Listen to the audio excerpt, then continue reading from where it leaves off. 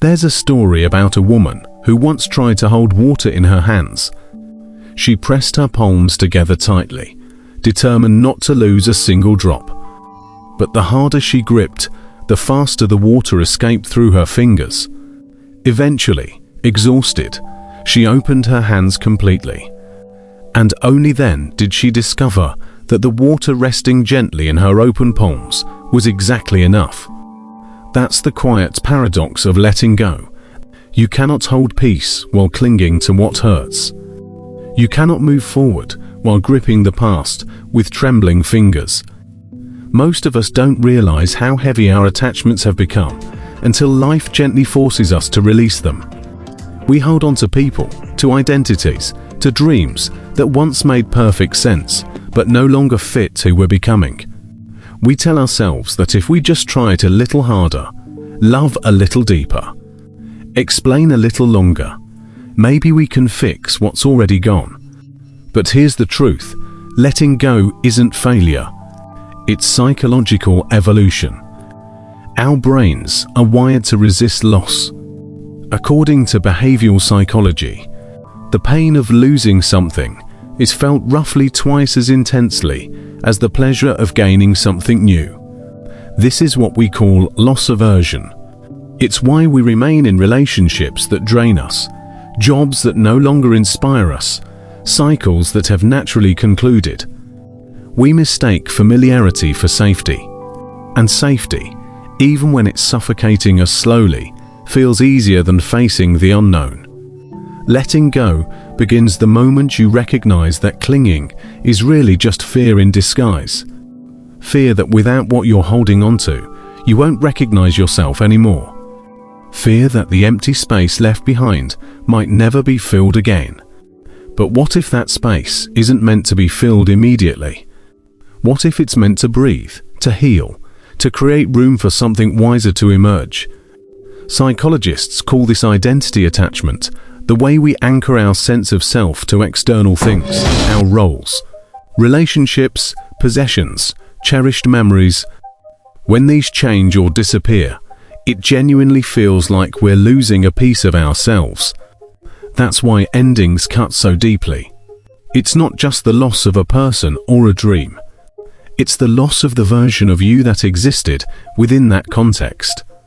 Letting go isn't a single dramatic moment. It's a gradual process, almost neurological in nature. When you release something meaningful, your brain must rewire its expectations. The mind dislikes blank spaces.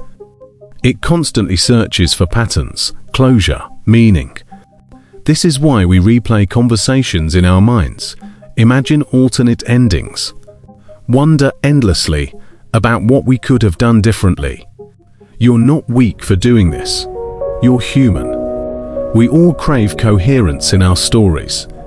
Yet true healing doesn't happen through explanation alone. It happens through acceptance. Acceptance doesn't mean you agree with what happened. It means you stop arguing between reality and imagination. It means saying, "This is what happened," instead of insisting, "This shouldn't have happened." That subtle shift from resistance to recognition changes everything.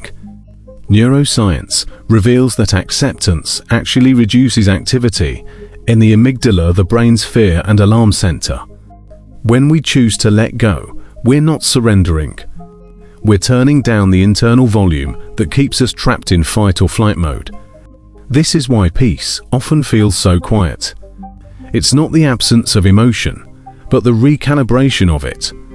Imagine standing before a door you've tried to open for years.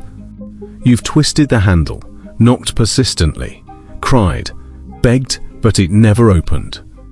Then one day, you simply step back, not in defeat, but in quiet realization. You see that the door wasn't locked to punish you. It was closed to protect you from entering the wrong room. This is what letting go often looks like in practice. Learning that closure doesn't always come from getting answers. Sometimes closure comes from choosing to walk away. Yet we rarely walk away without carrying guilt. Guilt whispers that we're betraying someone by moving on. Shame tells us we should have done more, tried harder. Hope argues that maybe one day what was lost will return. And so we wait, suspended in emotional limbo. Psychologists call this ambiguous loss, mourning something that hasn't fully ended, or something that ended without clear resolution. It's the most difficult form of grief because there's no ceremony for what might have been. To genuinely let go, you must learn emotional differentiation, separating what you feel from what you know to be true. You can miss someone deeply and still understand they're not meant for your journey. You can grieve a past version of yourself while warmly embracing the person you're becoming. You can love a memory without trying to resurrect it. This is emotional maturity, holding contradictions without collapsing beneath their weight. Many people mistakenly believe that letting go means losing compassion. It doesn't. It means loving from a distance that protects your inner peace. It means being able to say, "I wish you well," without needing to walk the same path together anymore. Compassion without attachment isn't cold, it's clarity. And clarity can feel strange initially because it's so calm. We've become accustomed to emotional noise. We often confuse chaos with connection. So when genuine calm arrives, we might mistake it for emptiness. But peace isn't the absence of emotion. It's the absence of compulsive reaction. It's the points where you no longer need to prove, justify, or desperately chase. You'll recognize you're beginning to let go when you stop rehearsing old scenes in your mind. When your energy naturally shifts from trying to fix the past to understanding its lessons. When your curiosity turns from, "Why did this happen to me?" to "What can this teach me?" This is where wisdom quietly begins, in the sacred space between what was and what's yet to come. The human mind heals through narrative. When we retell our stories of pain with new meaning, we reclaim authorship of our lives. We stop being victims of our circumstances and become narrators who understand the deeper lessons. This is why journaling or talking with trusted friends can be so powerful. It transforms memory from a source of survival into a source of learning. In one compelling study, participants who wrote about emotional experiences for just 15 minutes daily showed significantly increased well-being and decreased anxiety within weeks. Not because writing magically erased their pain, but because it helped organize their emotional experience. This is what letting go truly represents: emotional organization. Taking the chaos of memory and gently transforming it into understanding.